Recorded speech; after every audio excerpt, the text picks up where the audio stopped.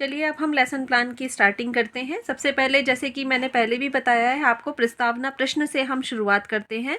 तो यहाँ पर हम प्रस्तावना जो अगर हिंदी से कर रहे हैं, हिंदी के सब्जेक्ट के लेसन प्लान निबंध के रूप में बना रहे हैं, तो हम यहाँ पर किसी कविता से शुरुआत कर सकते हैं, कविता की पंक्तियों से शुरुआत कर सकते हैं। तो हमने यहाँ पर शुरुआत कविता की पंक्तियों से की है।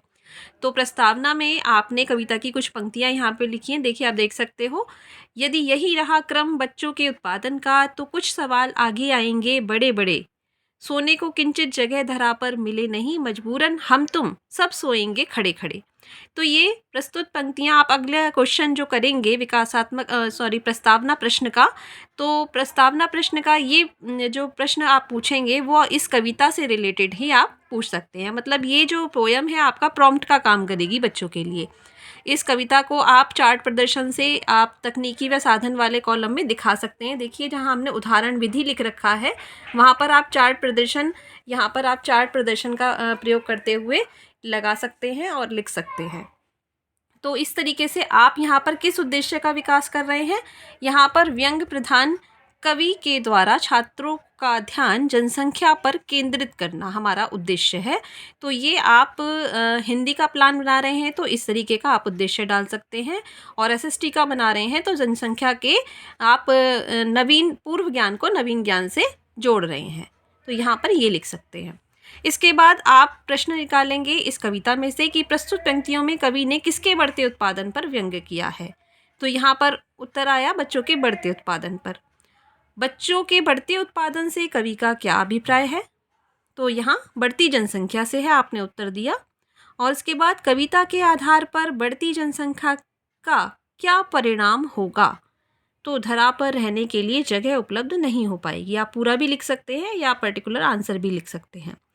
तो इस तरीके से आप प्रश्न, प्रस्तावना प्रश्न में 3 या 5 से ज़्यादा प्रश्न नहीं होते हैं, इससे ज़्यादा प्रश्न आपको नहीं पूछने हैं।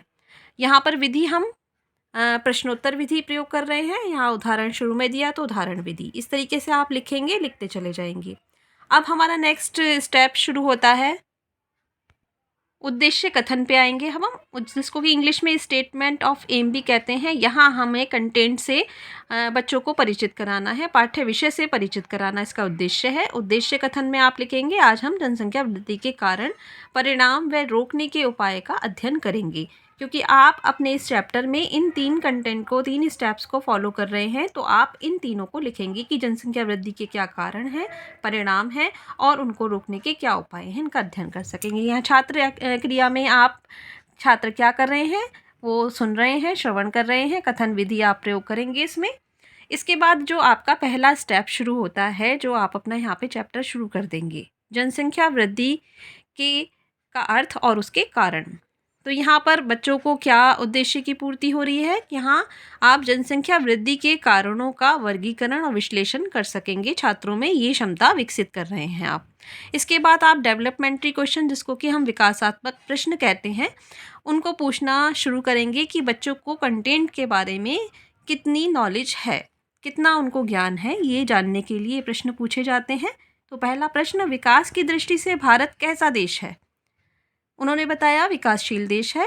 उसके बाद नेक्स्ट क्वेश्चन उससे ही रिलेट करते हुए चयन क्वेश्चन यहाँ हमें पूछने होते हैं। तो जनसंख्या वृद्धि का क्या अर्थ है, आपने ये पूछा, तो लोगों की बढ़ती जनसंख्या से मतलब है जनसंख्या वृद्धि का, बच्चों ने रिप्लाई दिया। और इसके बाद भारत के विकास में मुख्य बाधा क्या है, तो यहाँ हमारा आंसर निकल कर आया बढ़ती जनसंख्या। तो जनसंख्या वृद्धि एक कारण हो गया बाधा का, तो क्योंकि हम अपना कंटेंट पढ़ा रहे हैं जनसंख्या वृद्धि का अर्थ और उसके कारण, तो यहाँ पर हमने इससे संबंधित व्याख्या अब टीचर देगा। ये विकासात्मक प्रश्न थे, अब इससे संबंधित व्याख्या हम नेक्स्ट पेज पे करेंगे। अब आप इसमें शिक्षण बिंदु में लिख लेंगे जनसंख्या वृद्धि के कारण, जैसे कि यहाँ दिखाई दे रहा है आपको।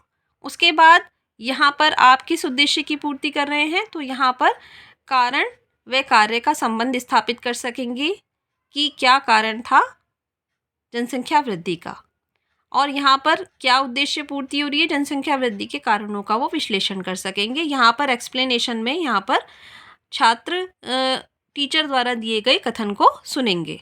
तो यहाँ पर शिक्षक अपना कथन दे रहा है कि भारत जैसे विकासशील देश में जनसंख्या वृद्धि एक अभिशाप है, जनसंख्या वृद्धि का मुख्य कारण अशिक्षा है, क्योंकि अशिक्षित व्यक्ति बढ़ती जनसंख्या की हानि को समझ नहीं पाता।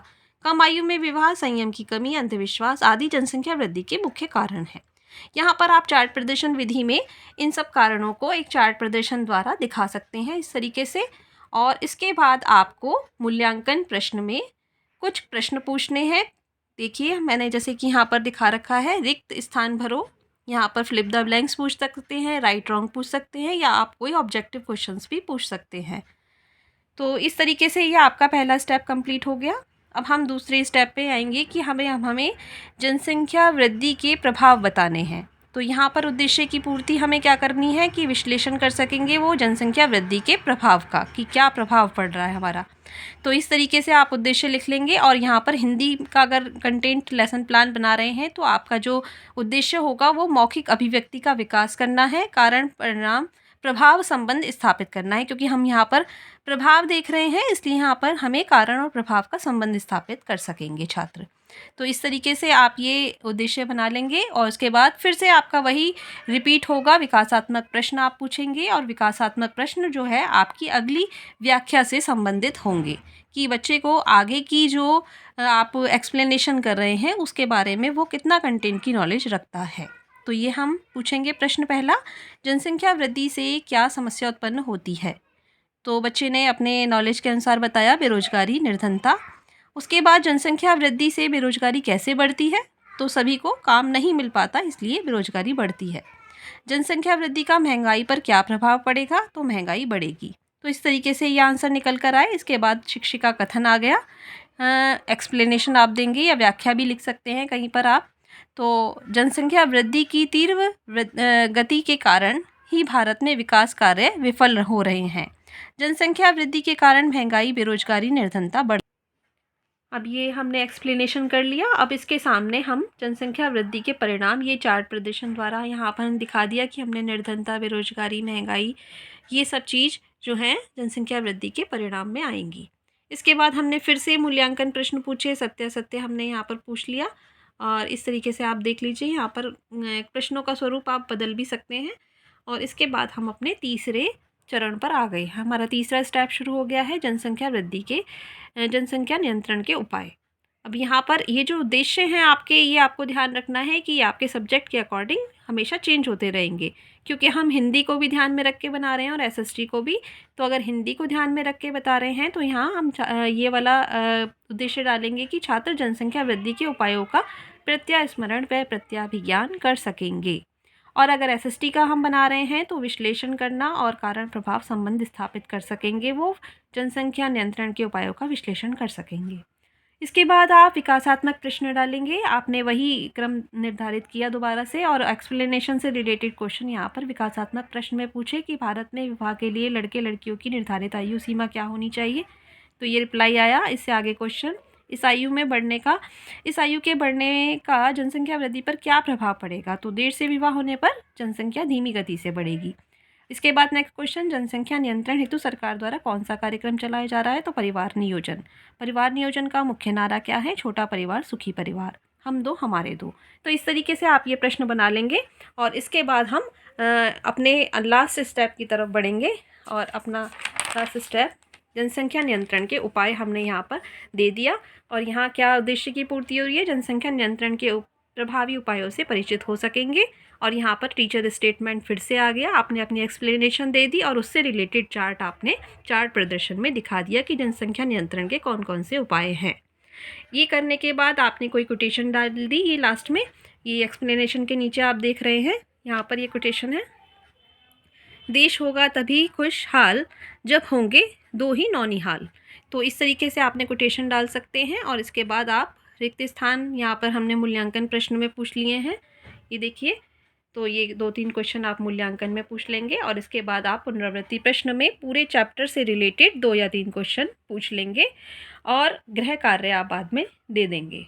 गृह कार्य में जो आपका क्वेश्चन देंगे वो थोड़ा डिस्क्रिप्टिव होना चाहिए। तो हमने जनसंख्या वृद्धि पर एक निबंध लिखिए। ये अगर हम हिंदी में बना रहे हैं तो निबंध दीजिए, नहीं तो जनसंख्या वृद्धि के कारण और प्रभावों, ऐसा करके आप विस्तृत प्रश्न दे सकते हैं। और शामपट प्रदर्शन द्वारा इसको यहाँ पर दिखा भी सकते हैं तकनीकी व साधन वाले कॉलम में। तो गृह कार्य आप शामपट पर भी दिखा सकते हैं। तो इस तरीके से छात्रों आपका ये लेसन प्लान पूरा होता है एसएसटी हिंदी में निबंध का और वाणिज्य, ये 3 सब्जेक्ट के लिए आपके काम आएगा। उम्मीद है कि आपको वीडियो पसंद आया होगा, और अगर आपकी कोई समस्या हो, आप कुछ पूछना चाहते हैं, तो कमेंट बॉक्स में लिखकर अपनी समस्या का समाधान कर सकते हैं। और आप अगर चाहें तो इस वीडियो को अगर आपको पसंद आई है तो लाइक शेयर करना ना भूलें, और हमारे चैनल को सब्सक्राइब ज़रूर कर लें, क्योंकि आगे आपको बहुत यूज़फुल वीडियो भी मिलने वाली हैं। धन्यवाद।